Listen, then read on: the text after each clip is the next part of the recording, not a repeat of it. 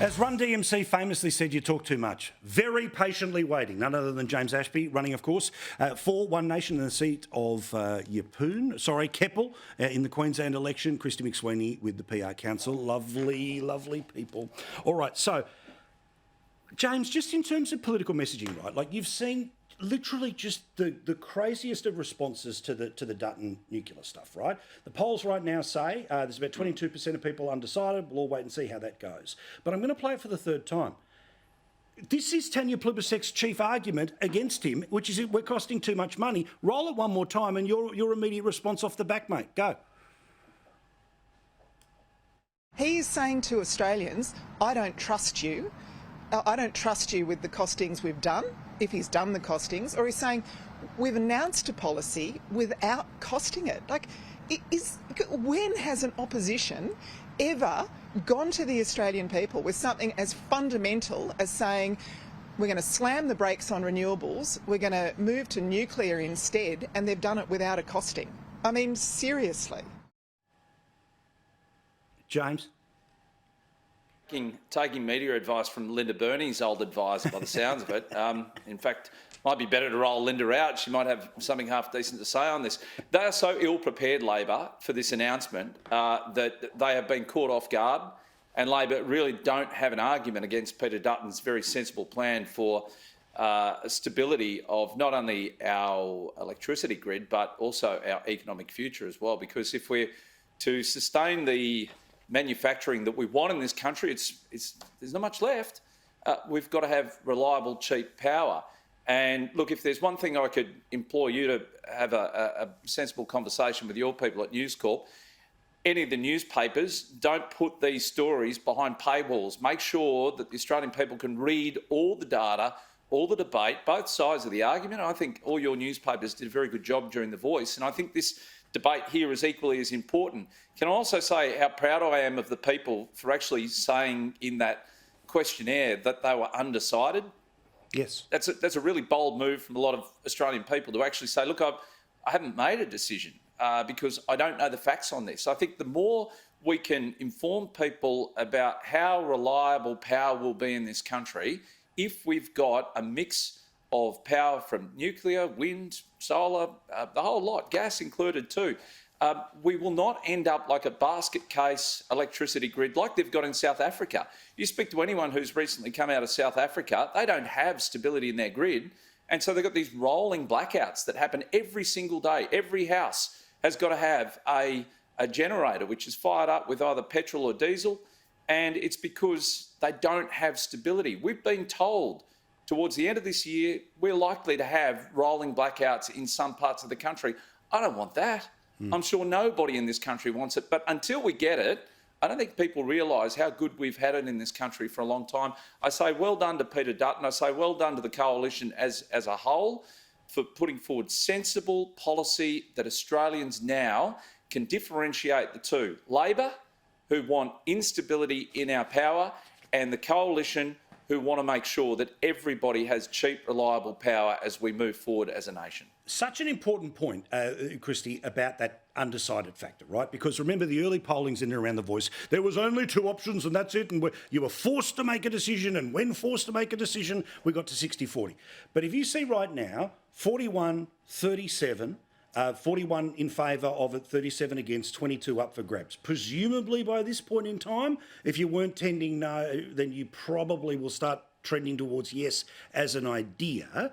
But the blitzkrieg of information coming back against it, the endless flood of cartoons, and I'm not just talking from Labor MPs here, Christy, that 22%, they're open to an argument, but will they be able to hear one?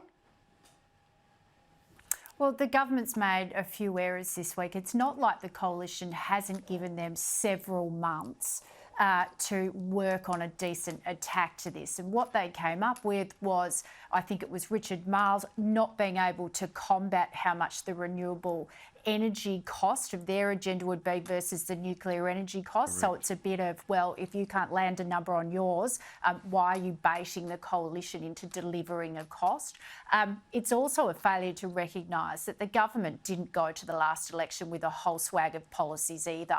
It was a considerable small target election where they played Scott Morrison as their major attack rather than a policy suite for Australia, so much so that the Prime Minister was even caught on the back foot, being wedged into responding at a press conference that he would give people a 5.1% wage hike, something that he rolled back and then decided to support. So that was essentially industrial relations policy on the run, which turned into something that they heralded. So a couple of errors are Springfield and the Simpsons memes. The Simpsons debuted on Australian television and in the US in 1989. This is old narrative, old messaging for old policy and old rerun of wars to satisfy the ageing hippie base of Labor. And of course, we know they are dominant in Labor's left faction. Young people are willing to have the discussion around, well, we're technology natives. We've grown up with technology to develop policy solutions. Yes, renewable is great technology as well, but nuclear is also great technology. They don't see the difference of one technology is better than another technology. They are viewing, well, let's use all technology to solve policy challenges. Well, remember the 14-year-old kid who absolutely schooled the minister when he was on Channel 2 a little bit earlier in the year.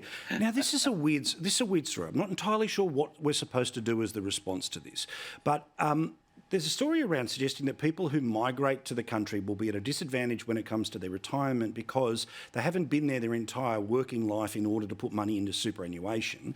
And supposedly it's about $140,000, which will end up as the divide between people who have been working their whole lives or paying super since the 90s and those that have arrived recently. Okay, well, that's fairly obvious, James. That's maths. But what is the suggestion? Are we supposed to top it up on the number of years that you weren't here? Like, what's the... I get the apparent problem, but what's the apparent solution? Yeah, I looked at this myself today and I was thinking to myself, what are you asking us to do? You're asking us to give you this big fat cheque upon arrival. Sorry, if it doesn't suit you, don't come here. You've got to plan your future as much as I've got to do the same, and same with families whose wife decides that she wants to take, the next 12 years off to raise the kids. They're economic decisions that families have got to make. Paul, one of the biggest things that we've got here is a problem with our superannuation scheme with migrants as it is. And I say that because we bring in several million people to work in this country for a very short period of time on different visas. When they leave the country, they're able to cash their super out. Perhaps we've got to look at what we do with those people, because super was designed for retirement, not for, backpackers who want to come here for 2 years, work on fruit, farms and in various different industries, and then when they go, take that money out of our economy. Maybe we look at how we repurpose that. Don't allow them to cash it out when they leave the country. But yeah, I didn't know what the purpose of this story was, to be quite frank, and I hope that we're not paying for this into the future. Yeah, I'm with you.